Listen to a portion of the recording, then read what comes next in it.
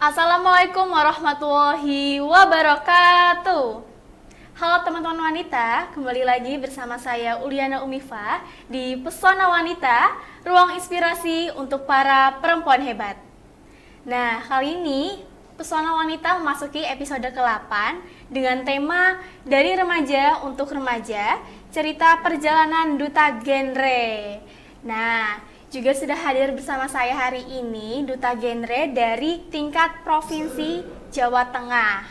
Dan beliau juga sebelumnya pernah menjabat sebagai duta genre di tingkat Kabupaten Jepara. Langsung aja yuk kita sapa narasumber kita hari ini. Assalamualaikum Mbak Cinta Aurelia Zulfa.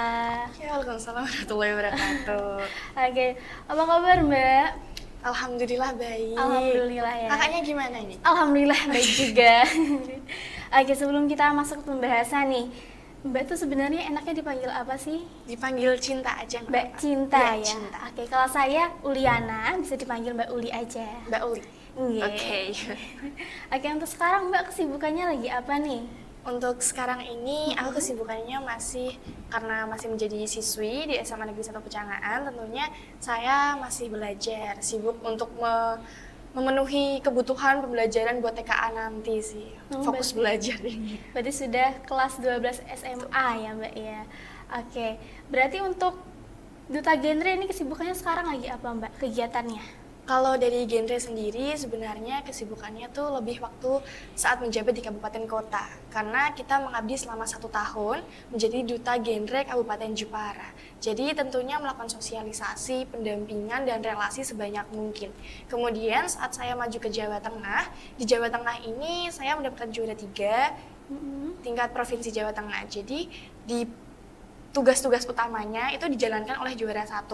Kita sebagai juara 3 tetap memiliki tugas, namun tidak sepadat juara 1-nya. Jadi saya hanya memberikan sosialisasi ataupun pemaparan kepada remaja melalui media sosial, seperti itu. Oh, seperti itu. Jadi per juara itu memiliki tugas yang beda-beda ya Mbak ya. Oke, nah kalau untuk duta genre Jawa Tengah itu menjabatnya berapa lama Mbak? Kalau di duta genre Jawa Tengah juga selama 1 tahun hingga tahun 2026 nanti. Karena saya baru menjabat alhamdulillah dari bulan Juli. Juli ini ya Mbak Iya. ya. Oke, luar biasa sekali ya teman-teman. Oke, aku mau nanya nih Mbak, kenapa sih Mbak bisa masuk ke duta genre ini? Ceritanya seperti apa? Mungkin bisa diceritain ke teman-teman wanita. Boleh. Nah, genre sendiri ini merupakan singkatan dari generasi berencana, teman-teman. Lalu saat aku pertama kali mendengar kata genre ini, saat aku berusia 16 tahun, sekitar kelas 10. Jadi di saat kelas 10 akhir itu ada apresiasi duta genre Kabupaten Jepara. Nah, di situ aku didorong oleh keluargaku, diberikan support, serta sekolah juga menawarkan untuk bagaimana nih Cinta kalau apabila kamu ikut apresiasi ini. Nah, sebelumnya tuh saya menolak, Kak. Jadi kayak takut gitu loh. Namanya remaja baru kelas 10, mencoba tentunya ada rasa takut untuk melangkah. Di mana posisi tersebut saya masih menjadi remaja yang agak ngestak nih, takut untuk melangkah. Jadi bimbang, mau ikut enggak. Tapi karena ada dukungan dan juga dorongan dari keluarga dan sekolah, akhirnya saya memutuskan untuk mencoba nih. Ya udah deh, nggak apa-apa, aku coba-coba dulu aja. Siapa tahu nantinya aku juga mendapatkan manfaatnya gitu. Terus akhirnya mengikuti apresiasi duta genre Kabupaten Jepara sekitar 1 bulan prakarantina. Kemudian di bulan Juli tahun lalu saya mengikuti grand finalnya dan alhamdulillah mendapatkan juara 1 seperti itu. Oke, berarti Mbak untuk masuk ke duta genre ini didukung oleh sekolah juga ya? Itu dimasukin sekolah untuk daftar atau diri Mbak sendiri yang mendaftarkan? Nah, sekolah itu menawarkan, cuman pilihan utama tetap berada di saya. Apabila saya mau, sekolah mendukung. Apabila saya tidak, sekolah juga tidak memaksa. Nah, saya ya itu tadi Kak, tadi sebelumnya tuh merasa kurang bisa gitu ya, kurang berani untuk melangkah. Namun karena dari keluarga didukung, nggak apa-apa, dicoba aja, dan sekolah juga memberikan support, akhirnya saya memberanikan diri untuk melangkah. Berarti mendaftar Iya. dari sendiri ya? Berarti bukan kayak dari delegasi sekolah tuh bukan ya Mbak ya? Bukan paksaan. Begitu, oke. Selama masa karantina itu kegiatannya ngapain aja sih Mbak? Ini karantina kabupaten atau Jawa Tengah nih? Provinsi? Coba dijelasin yang kabupaten dulu ya, jadi baru ke provinsi. Oke, dari kabupaten nih teman-teman. Dari yang pertama itu mengikuti apresiasi Duta Genre melalui online. Jadi kita ikut Wibon, daftar dulu secara online. Kemudian yang kedua kita mengikuti serangkaian-serangkaian yang ada di prakarantina. Mulai dari bincang genre berupa Zoom, kemudian membuat video profil, membuat konten edukasi, presentasi wawancara, tes tertulis, hingga nantinya menuju grand final yang ada pada bulan Juli. Nah, serangkaian itu tentunya sangat berkaitan dengan program-program genre yang ada. Seperti itu, Kak. Itu yang Kabupaten Jepara. Iya. Sedangkan yang provinsi itu seperti apa, Mbak? Kalau provinsi, serangkaian untuk menuju apresiasi Duta Genre Jawa Tengah jauh lebih panjang, teman-teman, sekitar 3 bulan. Jadi lebih lama ya. betul sekali, 2 bulan pertama kita melakukan prakarantina. Itu banyak sekali kegiatan yang di luar ekspektasi saya ya, Kak. Bahkan saya tuh waktu mengikuti apresiasi Jawa Tengah berada di kelas 11. Nah, jadi hektik sekolah sama genre tuh agak campur aduk gitu loh, Kak. Terus ternyata saat mengikuti apresiasi tingkat Jawa Tengah itu lebih padat sekali. Jadi kita bagi-bagi telur ke anak-anak yang ada di pelosok-pelosok Kabupaten Jepara. Kemudian kita juga memasak empati untuk mereka. Banyak, Kak. Terus ada juga kita yang namanya genre inklusi. Kita berinteraksi dengan orang-orang dengan gangguan jiwa hingga remaja yang memiliki disabilitas. Ada yang kurang dalam berbicara ataupun melihat seperti itu. Jadi kayak tantangan gitu loh, Kak. Banyak banget ya ternyata kegiatannya kalau udah memasuki provinsi. Betul. Oke, aku mau bahas yang kabupaten dulu nih. Itu tadi ada bincang ya, Kak. Itu bincang itu berupa materi atau kegiatan apa, Kak? Nah, bincang genre tuh berupa Zoom materi-materi genre, Kak. Karena kita masih dalam proses pemilihan, tentunya kakak-kakak forum genre memilih yang terbaik dari yang baik. Jadi mereka mengulik materi kita. Kita diberikan materi pada 1 minggu, di hari pertama kita diberikan materi, di hari kedua kita diberikan disuruh membuat konten dari materi yang ada di hari pertama. Kemudian di hari ketiga kita ganti materi lagi, membuat konten lagi, ganti materi lagi, membuat konten lagi. Seperti itu. Oke. Nah, untuk syarat-syaratnya itu apa aja sih, Kak, untuk masuk ke Duta Genre Kabupaten Jepara? Mungkin teman-teman Jepara kan ada yang tertarik juga dan mungkin juga merasakan hal yang sama yang Kakak rasain ya, takut, insecure atau nggak percaya diri. Nah, syarat-syaratnya apa sih supaya mereka tuh mempersiapkan dulu gitu? Syarat-syaratnya tuh niat, Kak. Yang pertama tuh kita harus memiliki niat, teman-teman. Apabila kita niat, kita berani, kita berusaha, tentunya semua tuh akan mengalir gitu loh, Kak. Gitu. Nah, kalau syaratnya pertama adalah umur. Kalau di Kabupaten Jepara kemarin dari umur 16, minimal 16 tahun sampai maksimal umur 20 tahun. Karena target kita adalah remaja gitu. Kemudian nanti kita akan mengikuti serangkaian yang pertama adalah tes tertulis. Tes tertulis ini nantinya dari banyaknya remaja yang ada di Kabupaten Jepara, nanti hanya dipilih top 15 besar yang akan mengikuti serangkaian-serangkaian hingga grand final nanti. Oh, seperti itu. Untuk lebih lanjutnya mungkin teman-teman bisa langsung cek di forum genre, Instagram forum genre ya teman-teman. Tapi itu tuh hanya untuk yang orang berdomisili asli Jepara atau yang lagi merantau di Jepara itu boleh ikut nggak, Kak? Kira-kira? Boleh, Kak, sebenarnya. Boleh, berarti? Boleh. Asal dia Di lagi Jepara. tinggal di Jepara, jadi nggak Betul. harus berKTP ke Jepara seperti itu ya, Mbak? Betul. Ya? Tidak Nah, apa-apa. untuk yang provinsi juga gitu? Kalau provinsi kan itu, Kak, per kabupaten kota kita mengeluarkan satu pasang. Jadi cowok, Duta Genre Putra dan Duta Genre Putri yang akan mewakilkan kabupaten kota ke tingkat provinsi. Nah, nantinya apabila remaja ini dari kabupaten kota ke provinsi mendapatkan juara 1, nanti maju lagi ke tingkat nasional. Jadi paling tinggi nantinya adalah Duta Genre Indonesia. Gitu ya, berarti itu diusungkan ya, Kak? Iya, ya? betul, hingga ke tingkat nasional, dari kabupaten kota naik ke provinsi, provinsi naik ke nasional. Nah, saat Kakak menjabat sebagai Duta Genre Kabupaten Jepara, tugas utamanya itu apa aja sih, Kak? Tugas utamanya tuh banyak sekali ya, Kak. Karena juara 1 ya? iya, sebenarnya tuh semuanya tuh dapat tugasnya banyak semua. Kita semua sama-sama mengemban amanah. Namun di juara 1 ini lebih ke duta. Duta itu hanya ada 1. Jadi duta itu yang jadi juara 1, 2, 3, 4 itu hanya menjadi juara 2 Duta Genre.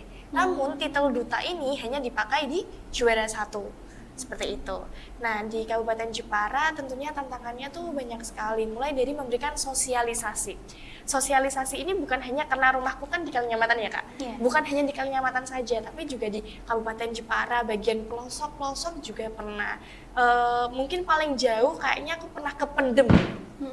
Kakak pernah ke Pendem? Aku kurang tahu daerah Jepara. Iya, jadi ke Pendem kan lumayan jauh ya Kak. Terus ya memang ke daerah-daerah yang ada di Kabupaten Jepara, Mayong, jadi dari Jepara Utara sampai Jepara yang deket-deket Kudus tuh juga pernah. Itu sosialisasinya Kak. Kemudian pendampingan nih teman-teman. Kita juga mendampingi remaja yang mungkin memiliki gangguan kesehatan mental ataupun kurangnya kesehatan reproduksi. Kita mendampingi dengan program-program yang saya miliki. Kebetulan saya memiliki program Kartu Sinar, susun indikasi kembang arah remaja. Kartu ini merupakan kayak tugas gitu loh Kak, 30 tugas untuk remaja, dari remaja awal, tengah, hingga akhir. Jadi saya setiap 1 bulan sekali berkunjung ke PIK remaja ataupun posyandu remaja yang ada di Kabupaten Jepara untuk mengimplementasikan kartu tadi. Itu berupa pendampingan yang saya lakukan kepada remaja.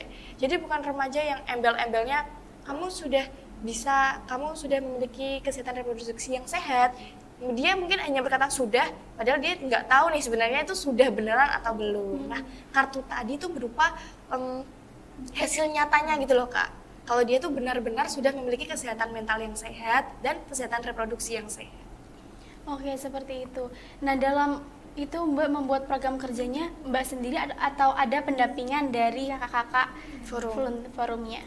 Tentunya ada pendampingan karena kita berinovasi mungkin ya Kak, berinovasi tentang program apa yang akan kita bawa ke Jawa Tengah. Karena program ini nanti tentunya akan dibawa selalu dari Jepara, kabupaten, hingga provinsi dan nasional. Satu program itu tadi. Dan menjadi duta genre tentunya itu adalah kunci utama yang harus kita pegang. Kita harus punya program apa sih? Sebagai seorang duta tentu kita harus memiliki itu gitu loh Kak. Betul. Apa sih yang kita bawa? Apa sih yang akan kita berikan ke mereka? Kalau hanya sebatas sosialisasi, tentunya remaja-remaja juga bisa. Namun dengan adanya program, inovasi yang kita miliki, tentunya remaja itu lebih kayak, oh ini. Dan program itu per duta, dan itu beda-beda semua. Oke, berarti buat teman-teman yang tertarik, nggak usah khawatir ya, karena nanti ada pendampingan juga, ada sesi materi juga. Betul. Gitu ya Mbak ya. Intinya berani memulai aja dulu dan niatkan dari sekarang seperti itu ya Mbak ya. Untuk tahun depannya nanti jangan lupa daftar ya. Iya betul sekali. Mencoba hal baik. Betul. Oke, selanjutnya nih Mbak, tadi Mbak sudah menjelaskan beberapa tantangan, tapi kalau tantangan di Duta Genre Jawa Tengah saat melakukan proses itu apa sih Mbak? Berarti ini tantangan menuju apresiasinya ya Kak? Iya. Menuju ajangnya itu ya? Ajangnya. Kalau tantangan nih teman-teman, kalau dari aku yang paling berat adalah kalau dijalanin sambil bahagia nggak ada yang berat sih Kak. Tetap seru-seru aja dan tetap menyenangkan. Karena kalau kita seneng bawaannya sesusah apapun, pasti tetap ada happy-nya gitu. Cuman kalau tantangan paling berat mungkin di waktu ya Kak. Waktu sekolah dan waktu menjalankan tugas itu benar-benar tabrakan banget. Sampai aku hampir 1 bulan nggak sekolah gara-gara mempersiapkan apresiasi ke Jawa Tengah ini. Iya, karena tiketnya lebih tinggi juga ya Kak ya. Iya. Nah, cara Kakak menyikapi itu untuk membagi waktunya itu seperti apa Kak? Kalau saya pribadi tentunya memilih dari skala prioritas ya Kak. Tentunya dilihat dulu kalau sekolah kemarin di bulan Agustus tentunya masih nggak terlalu padat, masih awal ajaran baru kan masih itu ya Kak, masih free gitu. Jadi dan saya sudah mengemban amanah kabupaten itu 1 tahun, masa saya waktu mau maju provinsi malah keteteran gitu ya. Jadi memang lebih diprioritaskan di Jawa Tengahnya ini. Oke, berarti tetap tapi kuliahnya sekolahnya tapi malah sampai enggak 1 bulan. Gimana sih pada tanggapan para guru di sana Mbak? Kalau dari guru saya itu tetap mendukung karena saya membawa nama sekolah serta saya bukan yang meninggalkan tanggung jawab saya teman-teman. Bukan berarti aku nggak sekolah 1 bulan terus aku kayak ninggalin semuanya tuh enggak. Tetap dikejar, tetap belajar, tetap tanya teman-teman dan izin sama guru. Apa, seperti itu, iya betul. Jadi waktu aku masuk langsung setoran semuanya ke guru. Jadi bukan malah nilaiku turun tuh enggak, jadi tetap balance gitu loh Kak. Aku di sekolah dapat, tapi di luar sekolah juga Beda. lebih deket kayak gitu. Oke. Nah, tadi kan Mbak sudah cerita tentang tantangan. Kalau pengalaman paling berkesan selama Mbak menjadi duta genre itu apa, Mbak? Paling berkesan selama kabupaten dan provinsi ini adalah saya nggak tahu kalau kayak saya akan menjelajah Jepara gitu loh Kak. Semenjelajah itu karena aku sampai ke Kampung Perahu, kayak sampai mana-mana, dan itu ke remaja-remaja yang ada di pelosok Kabupaten Jepara. Aku memberikan sosialisasi, pendampingan, sampai bagi-bagi telur dan lain semacamnya. Namun yang paling terkesan itu saat saya berinteraksi di genre inklusi, berinteraksi dengan orang-orang dengan gangguan jiwa. Itu salah satu tantangan serta sangat berkesan karena kita melakukan komunikasi kepada mereka yang memang memiliki gangguan kesehatan yang tidak stabil ya Kak.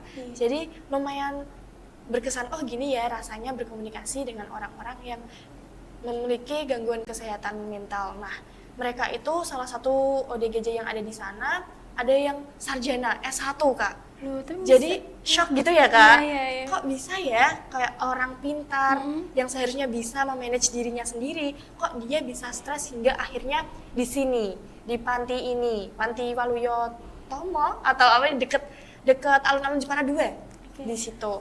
Terus yang kedua saya ke SLB Negeri Jepara. Nah di situ saya menjalankan program yang saya miliki.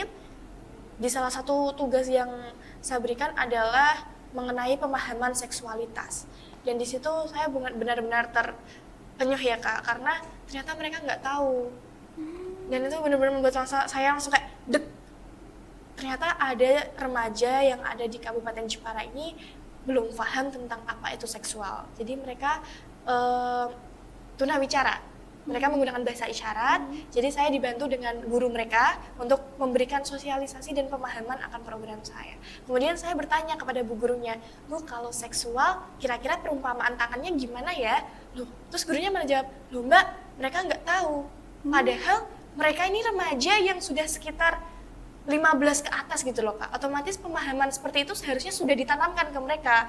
Dan itu benar-benar membuat saya pengen nangis gitu, kayak kok bisa ya? Mereka masih belum paham pemahaman tersebut. Padahal banyak sekali sekarang akan pelecehan kepada orang-orang yang disabilitas, membuat saya kayak aduh. Jadi saya lebih menjelaskan lagi ke mereka pelan-pelan, oh jadi kalau semisal berhubungan nih Bu, lihat tangannya gimana? Oh mereka pahamnya cuma sebatas itu saja. Jadi saya menjelaskan tidak boleh apabila kita remaja melakukan seks pranikah, kemudian kayak hamil di luar nikah karena berbagai macamnya, tuh saya jelaskan kembali ke mereka. Tidak boleh melakukan pernikahan dini. Jangan sampai mereka hanya karena suka ataupun tertarik ataupun dibujuk hingga malah terjerumus ke hal-hal tersebut hanya karena mereka kurang paham. Wah, menarik banget dan sangat ternyuh sekali ya Mbak. Betul. Ya. Saat Mbak menyampaikan kayak gitu, respon mereka tuh seperti apa Mbak? Tetap menerima, cuman karena memang saya Masih kurang bingung ya? bisa bahasa isyarat. isyarat, jadi saya mengkomunikasikan ke gurunya ke mereka, dan mereka kayak gitu ya Kak. Yes, intinya saya memberikan jangan sampai kita melakukan seks pranikah, kemudian pernikahan dini, juga penyalahgunaan nafsa juga sih Kak. Oke, tadi kan sudah membahas kalau misalnya yang tuna seperti apa? Mohon maaf, Tunawicara, tunawicara itu dibantu dengan guru. Nah, kalau misalnya untuk anak-anak remaja ya kan, Mbak, sosialisasinya kan kisaran anak-anak SMA seperti betul. itu. Nah, di saat-saat itu kan mereka pasti bandel-bandelnya gitu ya, Mbak ya. Nah, gimana sih cara Mbak tuh menyampaikan pesan agar bisa diterima dengan anak-anak? Oke, di genre sendiri teman-teman, program yang paling dijunjung ataupun disosialisasikan berkali-kali adalah Triad KRR. Gini, 3 ancaman dasar kesehatan reproduksi remaja. Jadi katakan tidak pada yang pertama, pernikahan dini, katakan tidak kepada seks pranikah, dan katakan tidak kepada penyalahgunaan nafsa. Tentunya apabila kita memberikan sosialisasi atau pemahaman kepada remaja-remaja, apalagi SMA, SMP gitu ya Itu Kak. masa-masanya ya. Iya, betul sekali. Tapi di sini posisi saya adalah sebagai konselor sebaya. Saya sama dengan mereka. Mereka belajar, namun saya juga belajar. Jadi kita sama-sama belajar. Saya melakukan sosialisasi, ya lihat dulu ya Kak mereka. Kalau mereka suka suasana yang mungkin bahagia, mungkin bisa diberikan ice breaking terlebih dahulu. Terus kemudian penjelasannya disangkut pautkan dengan mereka. Kira-kira nih, kayak kakaknya mau nikah umur berapa? Tentu beragam ya Kak jawaban mereka. Ada yang menjawab, habis SMA mau nikah Kak. Otomatis kan nggak bisa ya kayak gitu. Jadi itu bisa diberikan pemahaman terlebih dahulu. Jangan sampai kita menikah dini, karena usia ideal menikah itu 21 tahun bagi perempuan dan 25 tahun bagi laki-laki. Jadi apabila kita memberikan pemahaman dan jika kita kasih tahu ke mereka, jadi nikah ideal tuh segini. Kita harus menikah usia segini agar ekonominya tercukupi, pendidikannya sudah matang, kesehatan reproduksinya juga sudah matang, kayak gitu sih Kak. Oke, menarik sekali Mbak. Nah, menurut Mbak tuh bagaimana sih agar remaja ini tuh bisa terhindari dari hal-hal buruk seperti seksual di luar nikah gitu Mbak? Tentunya remaja harus bisa membentengi dirinya sendiri ya kan. Jadi diri mereka sendiri tentunya harus memiliki hal-hal tersebut, di mana aku tidak boleh melakukan ini, aku tidak boleh melakukan ini. Nah, dengan adanya saya yang melakukan sosialisasi dan pendampingan, juga harusnya mereka juga paham menerima. Kita memberikan, namun mereka juga harus menerima. Kita memberitahu pengertian dari pernikahan dini, kemudian dampak-dampak pernikahan dini, mulai dari stunting, perceraian, hingga lain sebagainya, mereka harus paham. Nah, dengan mereka paham tersebut, tentunya akan ada di otak mereka, di hati mereka akan ada, oh, kalau aku melakukan seks pranikah, nanti akan terjadi kehamilan yang tidak diinginkan. Nanti berdampak kepada diriku sendiri yang tidak bisa melanjutkan sekolah. Berdampak lagi ke anakku nanti yang dapat mendapatkan sanksi sosial. Nah, itu tuh dampaknya tentunya banyak sekali kan Kak. Nah, remaja tuh harus tahu gitu loh. Dengan kita memberikan sosialisasi, mereka paham. Oh, jadi dampaknya gini. Mungkin dari situ mereka bisa menghindari. Oke, terima kasih ya Mbak ya. Oke, ini pertanyaan yang terakhir nih Mbak. Oke. Apa harapan Mbak untuk masa depan generasi muda Indonesia melalui program genre ini? Oke, harapan saya untuk remaja-remaja yang ada di Kabupaten Jepara nih khususnya. Kabupaten Jepara, Provinsi Jawa Tengah, dan seluruh yang ada di Indonesia. Remaja itu bukan hanya masa muda yang bisa kita sia-siakan teman-teman. Perencanaan untuk masa depan adalah hal yang sangat kita perlukan untuk perencanaan yang matang. Tidak bisa kita hanya melangkah sesuka kita bergerak sesuka kita tanpa adanya suatu perencanaan. Dengan genre ini sendiri, remaja harus menjadi generasi yang berencana. Mulai dari remaja awal yang merencanakan pendidikannya, berkarir hingga ia menikah. Jadi bukan hanya kita berpikir, aku habis ini mau SMA di sini, aku habis ini mau kuliah di sini. Tapi kita tidak memperencanakan pernikahan kita. Kita harus menjaga kesehatan reproduksi, bagaimana cara kita melangkah untuk ke jenjang yang serius nanti. Bagaimana caranya kita menikah satu untuk selamanya gitu loh teman-teman. Anak kita tidak mengalami stunting, keluarga kita bisa harmonis dan sejahtera tanpa adanya kurangnya kesiapan mental. Karena banyak sekali masyarakat ataupun remaja yang merasa cinta itu segalanya, sampai ekonomi itu dipinggirin. Ya udahlah, ekonomi nanti aja, pendidikan nanti aja, kesehatan nanti aja. Nah, hal-hal tersebut tuh sebenarnya hal-hal yang harus kita miliki. Kesiapan mental untuk menikah tuh juga sangat penting, bukan hanya sebatas menikah, punya anak, hidup tua. Namun perjalanan yang ada di dalamnya tentu harus kita rencanakan. Kemudian kita sebagai generasi yang akan menjadi generasi emas di tahun 2045 ya Kak. 45. Jangan sampai kita menjadi generasi strawberry teman-teman.